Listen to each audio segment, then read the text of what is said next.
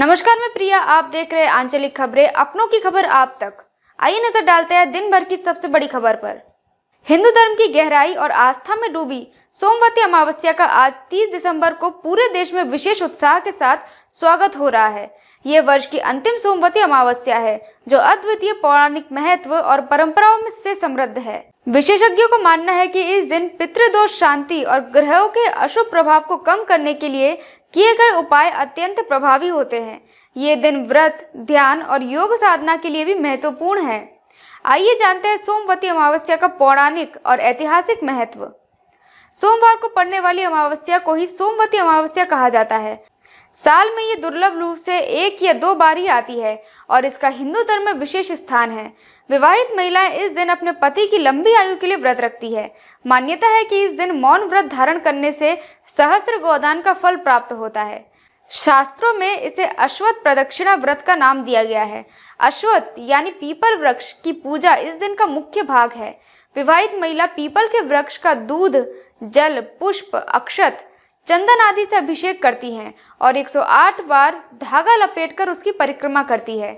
कुछ परंपराओं में भवरी देने और धान, पान तथा खड़ी हल्दी को तुलसी के पौधे को चढ़ाने का विधान है। पवित्र नदियों में स्नान इस दिन का एक और महत्वपूर्ण हिस्सा है। महाभारत के वन पर्व में भीष्म पितामह ने युधिष्ठिर को इस दिन के महत्व को समझाते हुए कहा था कि पवित्र नदियों में स्नान करने से व्यक्ति समृद्ध, स्वस्थ और सभी दुखों से मुक्त हो सकता है।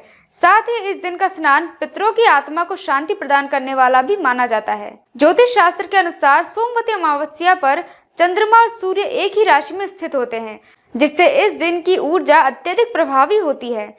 चंद्रमा जो मन और भावनाओं का कारक है और सूर्य जो आत्मा और शक्ति का प्रतीक है, जब एक साथ होते हैं तो ये दिन आत्मिक शुद्धि और ऊर्जा प्राप्ति के लिए आदर्श बनता है। सोमवती अमावस्या के दिन पूजा और तर्पण करते समय आपको विशेष विधि का पालन करना चाहिए। सबसे पहले सुबह की तैयारी में ब्रह्म मुहूर्त में उठकर स्नान करें। यदि संभव हो तो पवित्र नदी में स्नान करें या घर में गंगा जल से स्नान करें। स्वच्छ और सादे वस्त्र धारण करें। तर्पण के लिए जल, काला तिल और पुष्प का उपयोग करें। तर्पण करते समय अपने पितरों के नाम और गोत्र का उच्चारण अवश्य करें।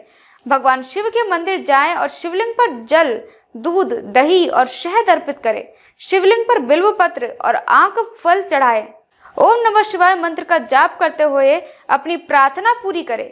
साथ ही गरीब और ब्राह्मणों को अन्न, वस्त्र और धन का दान करें। गोदान और भूमि दान का विशेष महत्व इस दिन का हिस्सा है।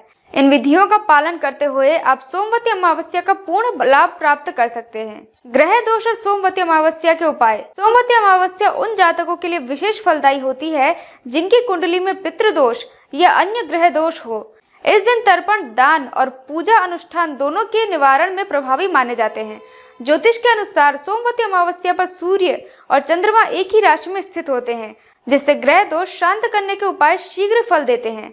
पितृदोष निवारण के लिए जल, काला तिल और पुष्प से तर्पण करना महत्वपूर्ण है। इसके साथ ही शिवलिंग पर जल और बिल्व पत्र चढ़ाकर ओम नमः शिवाय का जप करना अत्यंत शुभ माना जाता है। इस दिन अन्न, वस्त्र, धन और गोदान करने से पितरों की आत्मा को शांति मिलती है और जीवन में सुख और समृद्धि आती है। अब तक के लिए बस इतना ही। देखते रहिए आंचलिक खबरें, अपनों की खबर आप तक।